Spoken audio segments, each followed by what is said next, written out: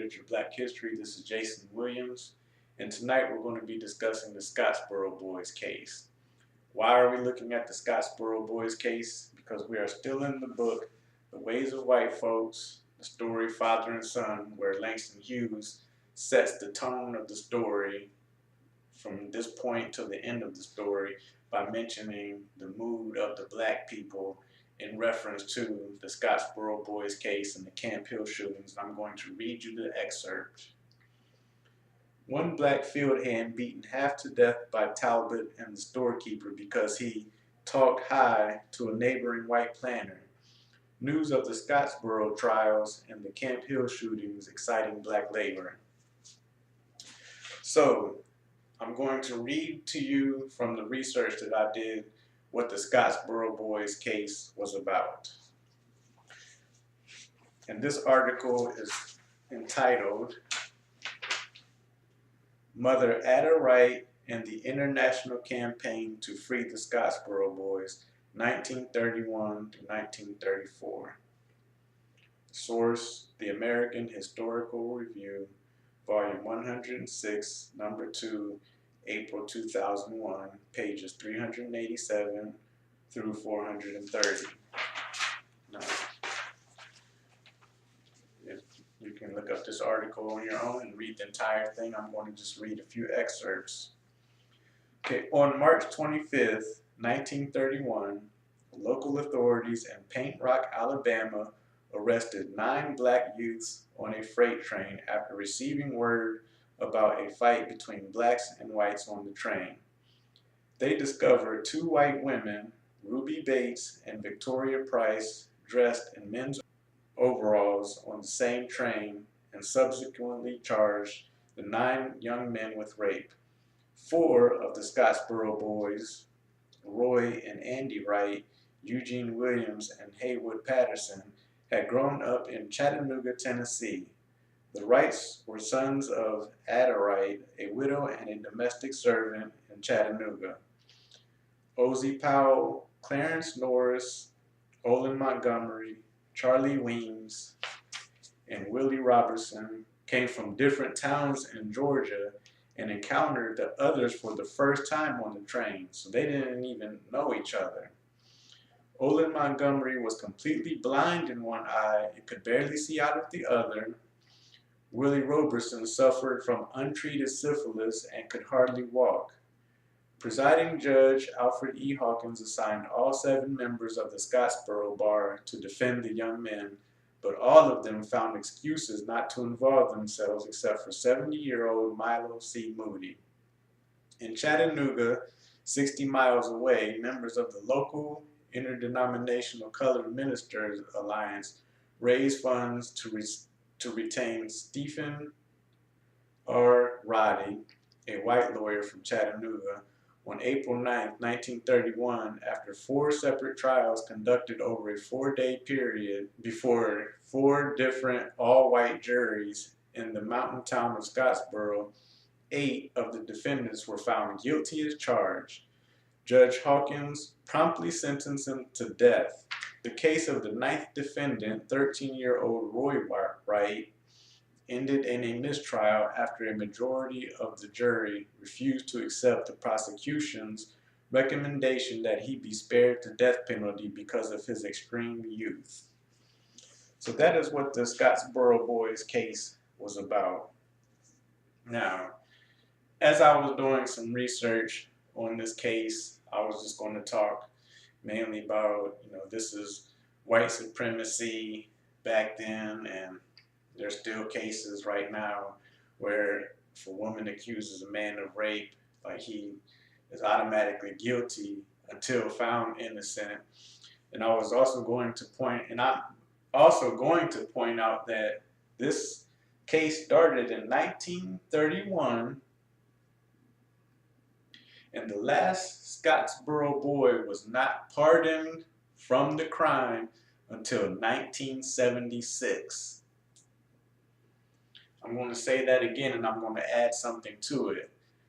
This trial started in 1931, and one of the women that accused these boys of rape recanted her story from going through pressure because they lied about the whole thing. Recanted her story, and with that said, the case was still not pardoned. The last pardon came in 1976, which was 41 years ago. That is not a long time ago. That means that this case spanned over 40 years, 1931 to 1976. That's ridiculous. But another thing that I wanted to point out, like Langston Hughes went to high school in Cleveland. And when we read the big C, we're going to notice that he claims Cleveland as his hometown. That's where his mother lives. That's where when he travels, he comes back to Cleveland. You know, when he goes and visits his father in Mexico, he comes back to Cleveland. So Cleveland is his hometown. So what I did was I did some research about the Scottsboro Boys, and I got an article called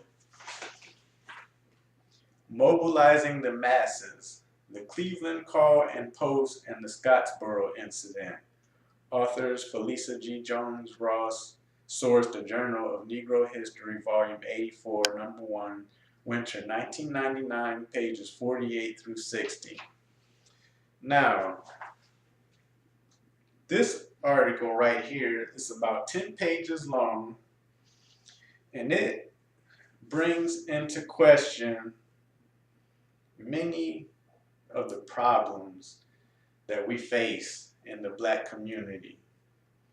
Back then, all the way till today, being addressed right now, and that's about black people supporting the black community. Now, these boys were in jail for 2 years before the owner of this Cleveland paper interviewed them. And I'm going to read to you, this is directly from the paper, these quotes. Now, the owner of the paper, or who took control of the paper, his name is William Walker. And he took over the Call and Post in the fall of 1932. So the Scottsboro case was already going on. The boys were already in jail, convicted and sentenced to die, which means that they wanted to hang 8 boys convicted of rape in 48 hours because some white prostitutes, because it comes out that Ruby Bates and Victoria Price were prostitutes. Now, they had been forgotten. They had received no Christmas presents, no Christmas cards, or anything that told them that the thousands of people on the outside who constantly talked about them had even remembered them in the least bit. So these 9 boys sent to jail. One of them was acquitted because he was only 13 years old. One of them had syphilis. One of them, he couldn't barely walk. One of them his eyes didn't work. But they were in prison, and he said they had been forgotten. They had received no Christmas presents, no Christmas cards, or anything that told them that the thousands of people on the outside who constantly talked about them had even remembered them in the least bit. Then Walker explains, "My heart was full as I spoke up and said, 'Well, boys, tell me what you want, and when I get back to Cleveland, I will tell the people there of your desires, and I'm sure there are enough people there interested in you to see that at least most of the things that you want are supplied.'"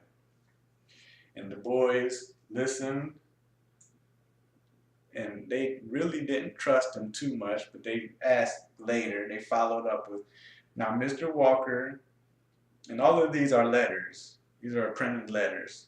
Now, Mr. Walker, I certainly did enjoy your visit, and Mr. Walker, I also appreciate the few smokes of which you left at the warden's office to be delivered among the Scottsboro Boys, and I am quite sure the other boys appreciated their part of the smokes.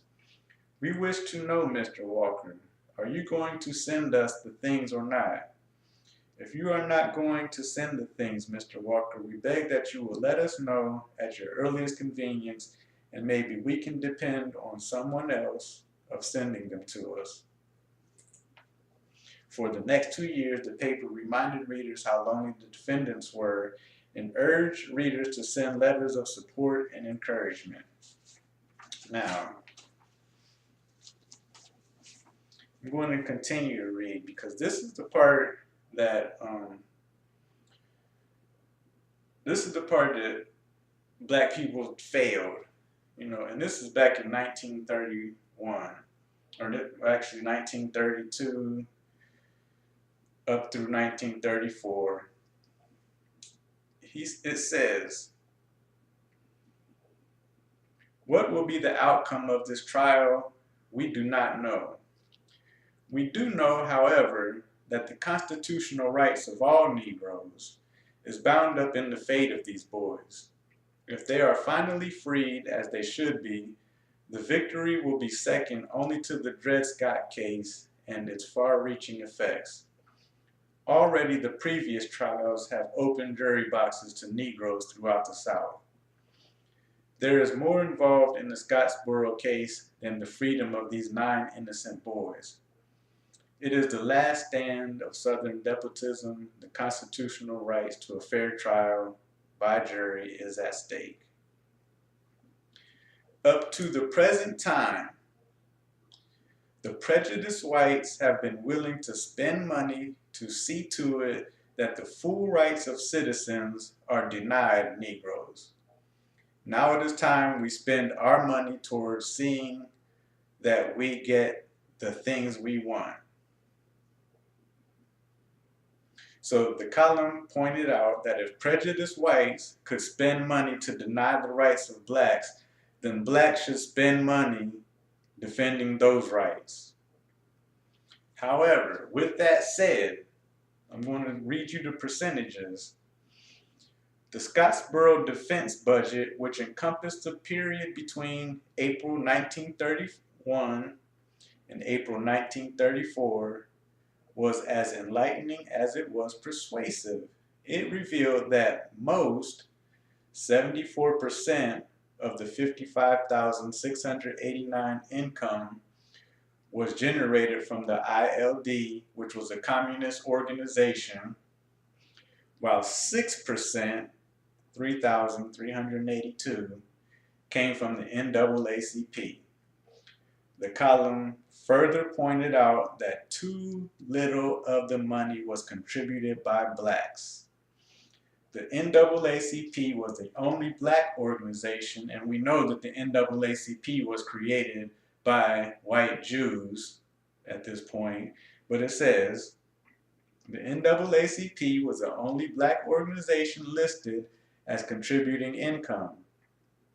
A later editorial criticized blacks for being more concerned about boxer Joe Louis than about justice. See, that's a problem.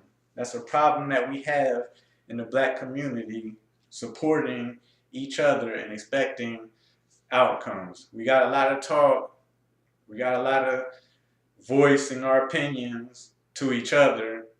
But when it comes down to justice, back then, as it does now, it takes money.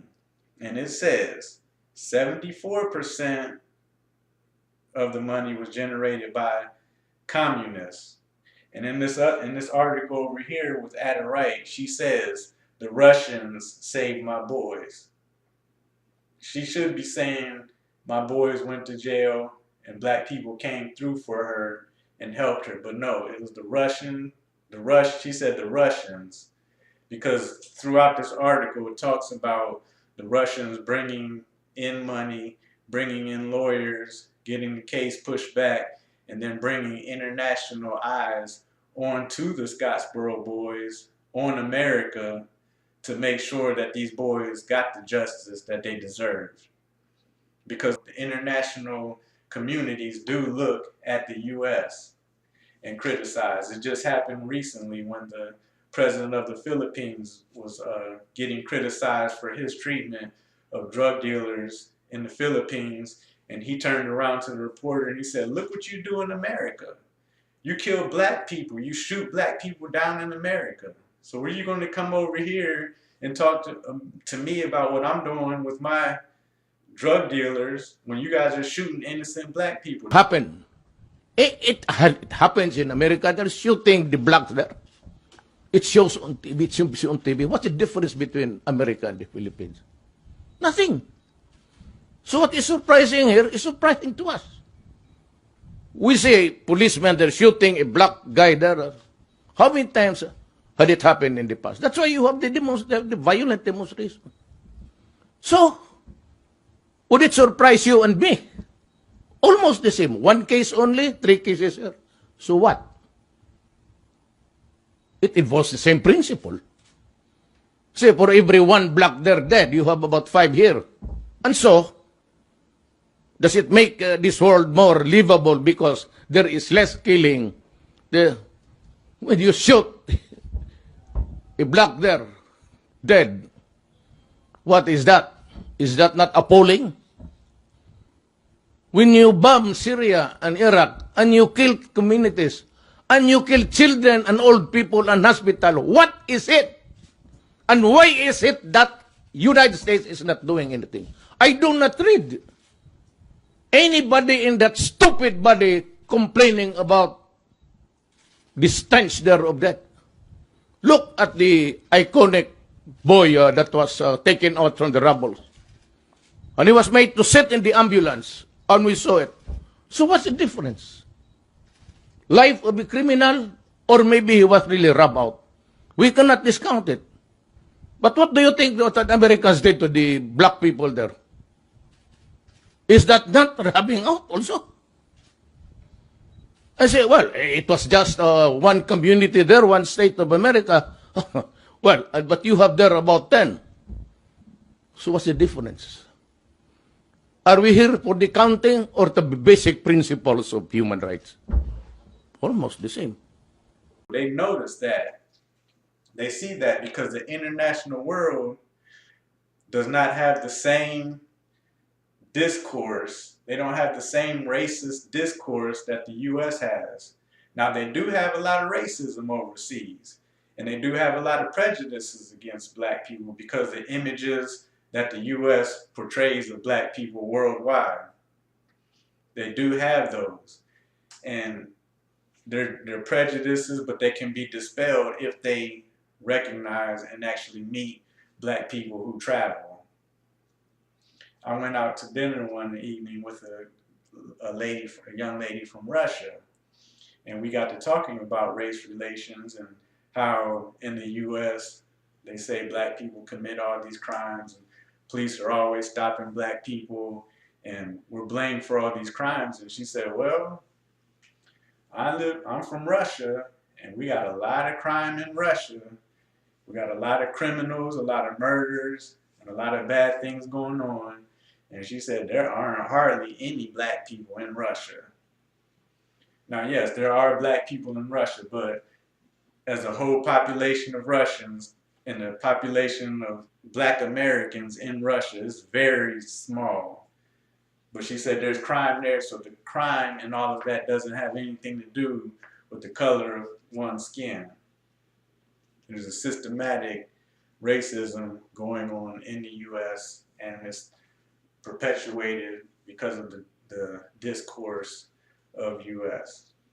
And I'll explain that discourse again. You know, we had slavery, then after slavery we had the Civil War and the Reconstruction, and during the Reconstruction they round up everyone who was a former slave or anyone who didn't have a job. They threw them in jail, and while they were in jail they were worth less than the slave, because when the slave had a value connected to him, and if you killed a slave you had to pay for the slave, you had to compensate the slave master for destroying his property. But when they were as prisoners, they just replaced them. And then after the Reconstruction, they had the Jim Crow, segregation, and then they have the new Jim Crow. And today there are more black people in jail than there were slaves. And they get labor out of these prisoners. And in the comment section, one of my friends posted an article talking about a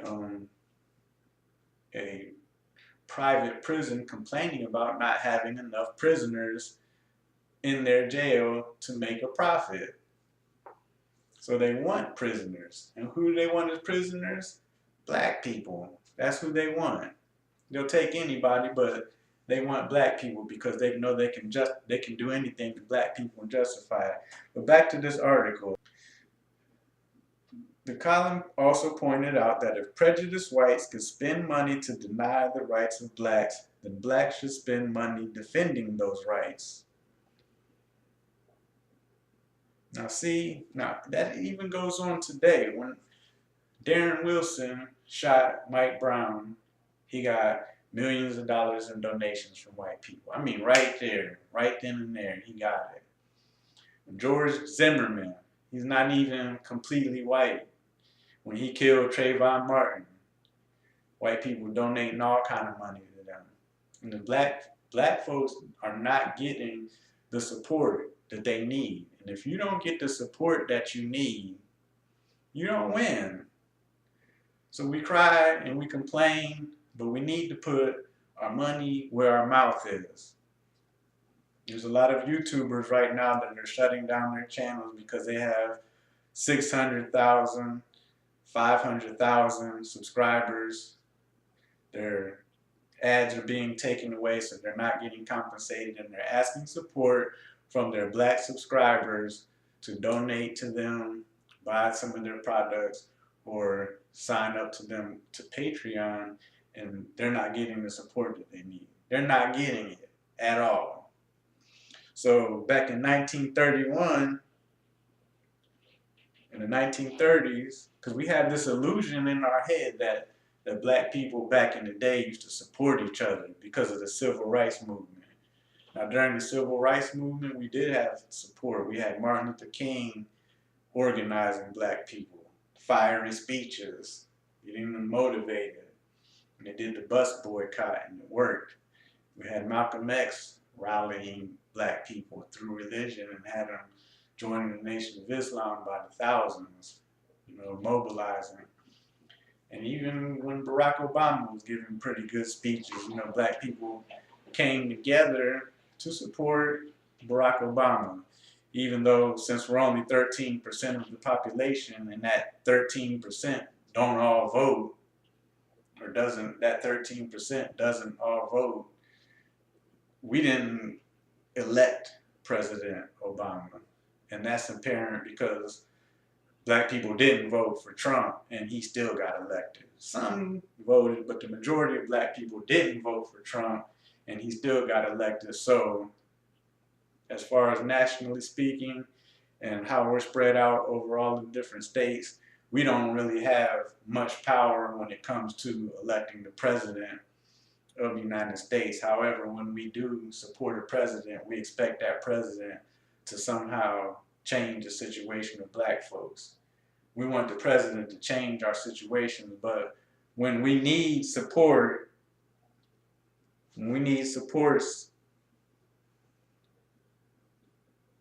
blacks being more concerned about boxing Joe Louis than about justice.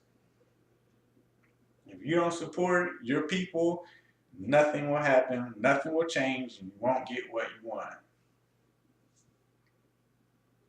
Okay, so the Scottsboro Boys case brings to mind and brings to light, they were supported by the communists.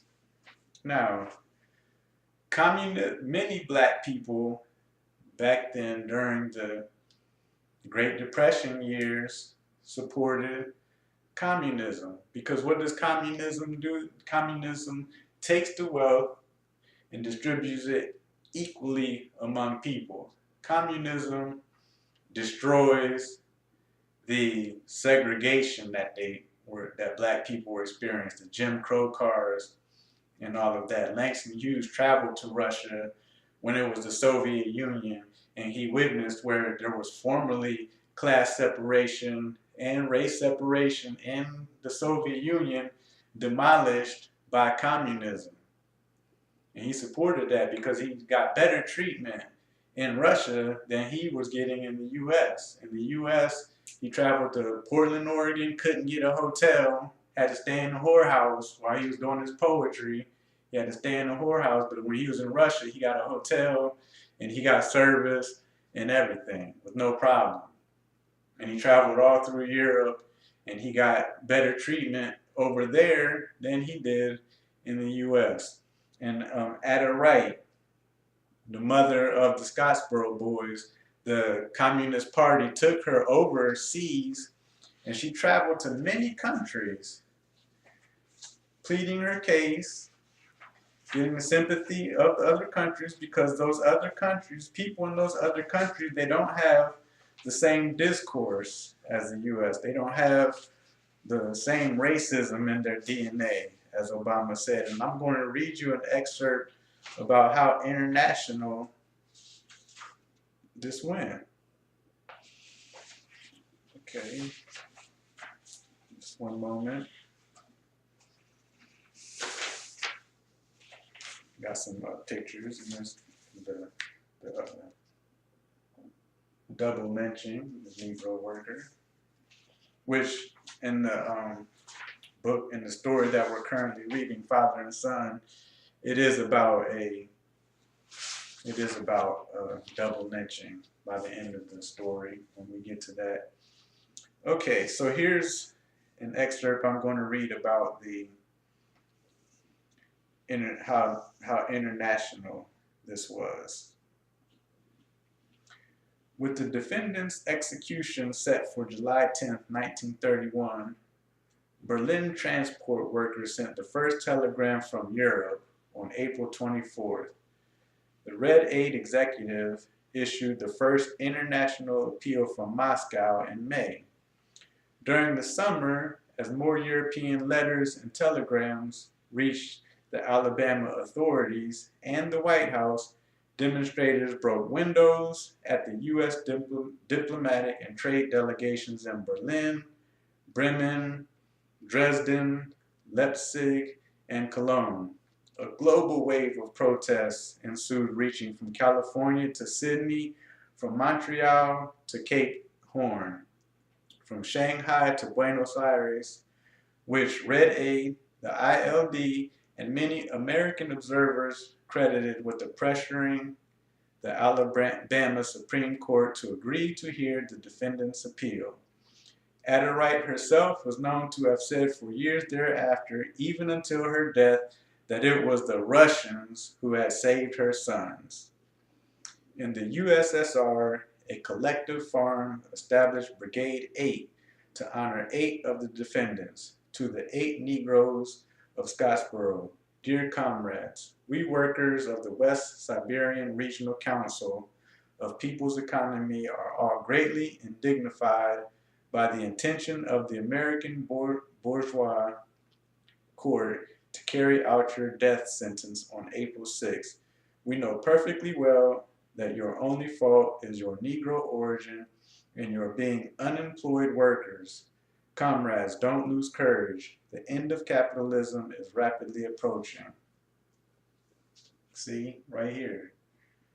Ada Wright herself was known to have said for years thereafter, even until her death, that it was the Russians who had saved her sons. We need black people to come to our own aid like that, because they come to our aid back then.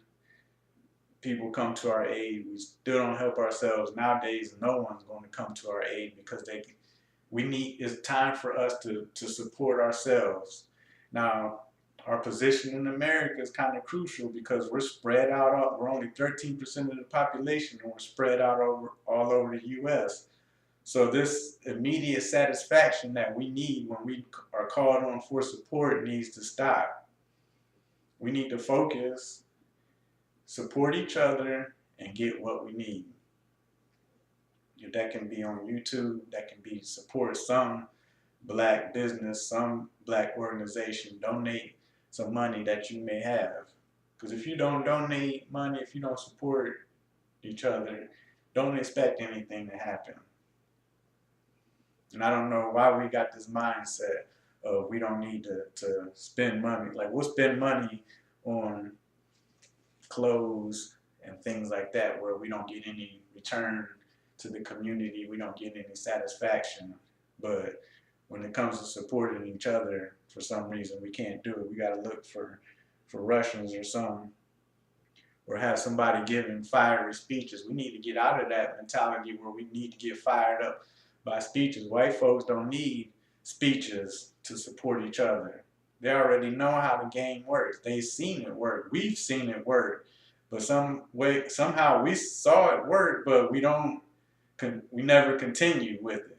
We saw the bus boycott and we won.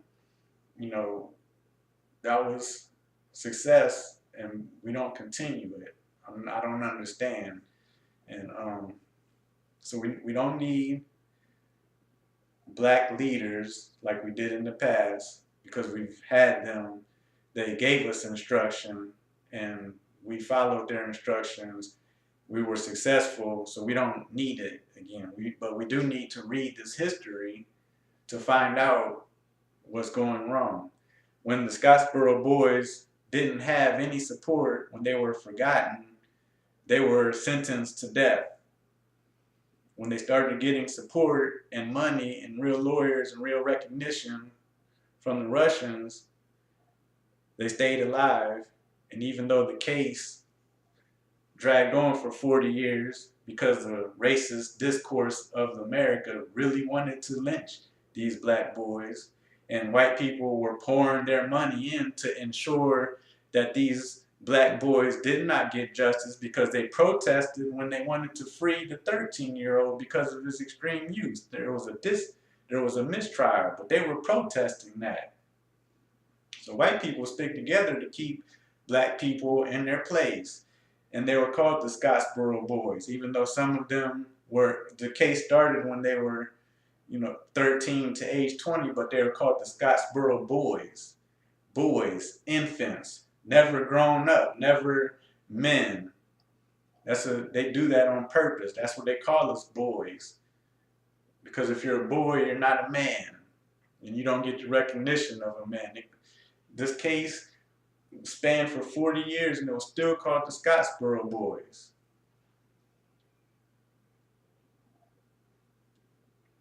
In 1976, that was 40 years ago. That wasn't 100. Every time they talk to us about when we talk about injustice, they want to say, well, that stuff happened a long time ago. That was 40 years ago. People are still alive from this case. 1976, that's after the 50s, that's after the 60s, that's in 76. Martin Luther King was assassinated in 69, I believe. So we weren't free yet with the assassination of Martin Luther King. So this is a case that Langston Hughes brings up in the story, Ways of White Folks, and you can read about it.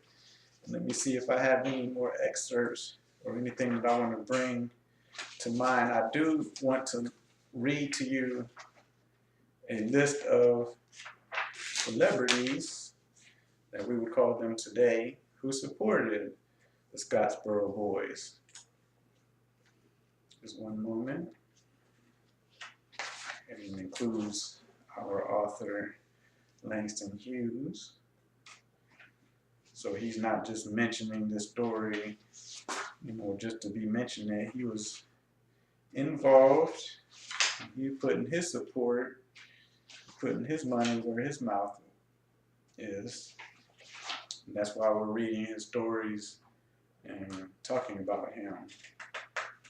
Because he was a writer, and he was an activist, and he was concerned about his people. So just a moment.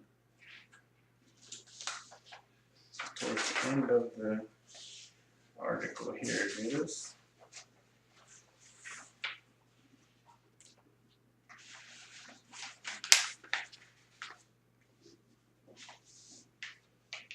Okay, many Scottsboro signatories were among the first to sign petitions for German refugees in 1933, including Leonard and Virginia Woolf, she's an author, Winifred Hopeby, Vera Brittain, and H.G. Wells, the Anglo-American National Committee to Aid Victims of German Fascism, including Lavala, Havalik Ellis, Sylvia Pankhurst, Frank Boas, Langston Hughes, Louis Lozowick, Lincoln Steffens, and its chairman, Adam Clayton Powell, a classic interracial Popular Front committee. So, Langston Hughes, author, mentions the Scottsboro Boys, and he supported them. He's a signatory, he put his name where his mouth was, put his money where his mouth was, and he supported the Scottsboro Boys. And read these articles, read about the Scottsboro Boys. We're going to mention them again when he talks about visiting them in his book, I Wonder as I Wander. He actually visits the Scottsboro Boys and talks about his visit to them. So the next video that we're going to do is going to be about the Camp Hill shootings that he mentioned right after the Scottsboro Boys case. And if I'm not mistaken, the Camp Hill shootings had to do with black communist farmers.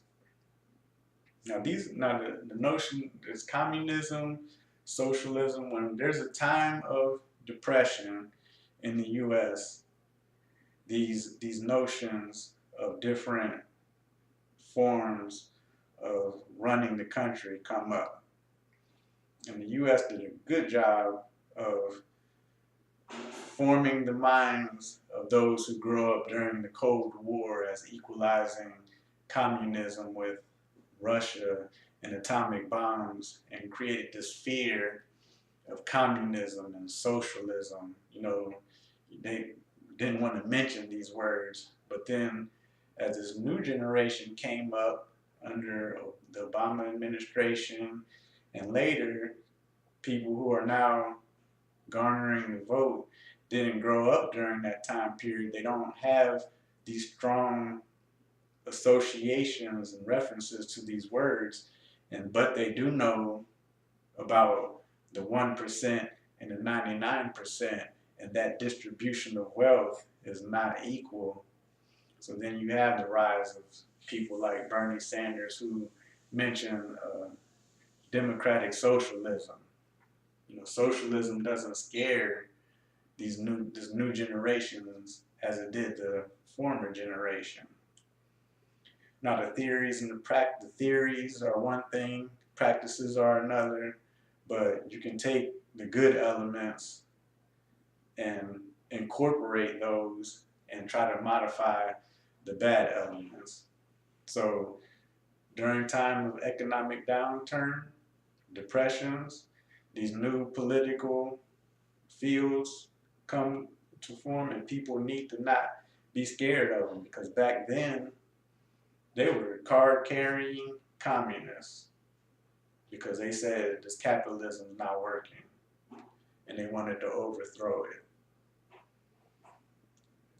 Socialism, communism, was capitalism, and we got the 1% and 99% that's still not working. And the police force that we have, they're here to guard property.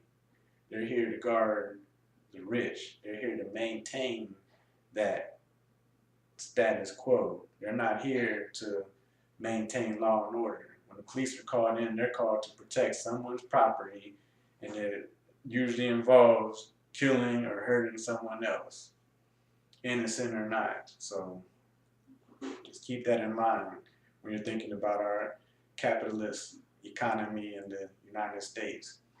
So the next video that I'm going to be shooting is going to be about the Camp Hill shootings, and then after that we're going to finish with the father and son, and then I'm going to do a little overview and point out some things about the ways of white folks in this entire book, and then we're going to move on to the Big C.